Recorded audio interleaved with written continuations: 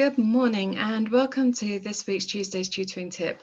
This week I've got something slightly different for you. I'm going to recommend a resource which could be used, or it could be adapted in many different ways, but it would be especially helpful if you're working with children which find it difficult with their handwriting skills, because the dexterity needed for the clips will support those children, but also if just by making the lesson more interactive, the children are going to be more engaged, less likely to be wiggly and more focused.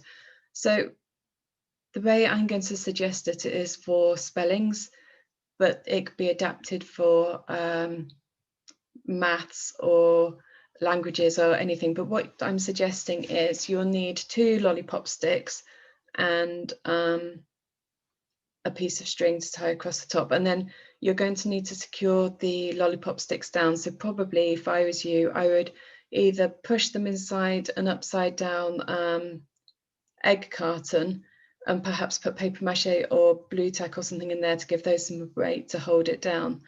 So what you're going to end up with is a washing line. So you've got lollipop sticks with the egg cup or blue tack or whatever at the bottom to hold them in place, and then a piece of string going across the top. And then the ways you could play this are either just have a child's spellings and they have to find the letters. If you make some letters in advance on paper, perhaps laminate them to make them last a bit longer. They have to find the letters to create the words that they're spelling and pin them in order on the washing line. Option 2 is you find the letters for the word and put them on the washing line, but in a jumbled order, taking it in turns, and the other person then has to try and unscramble the letters to put them in the correct order to find out what the word is. Or option 3, you could do it as hangman. So you'd have the letters facing towards you and the other person would kind of say, does it have an A? And if it has, you'd turn it around to face them. If it doesn't, then you'd keep it facing towards you. So those are 3 suggestions that, and then you could probably copy it down as well. But the dexterity of pegging on the letters will be helpful.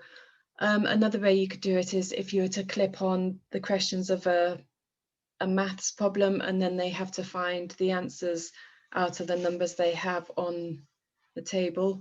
Or you could do it as let me think. I don't know, if you're doing languages, you could do it in a very similar way, that you could use the words and you have to try and first, that you could perhaps say to the person, what is French for green? And they would have to find the letters to spell out the word. Or you could do the French for green on there, and then they'd have to or you tell them the French for green and they have to find the English translation, or whatever it is you're doing. You could peg on sequences if you're doing maths. Once you've got an idea, adapting it is often very easy. It's coming up with an initial idea in the first place, but you'll find that a lot of the best ideas are coming from the children that you're working with.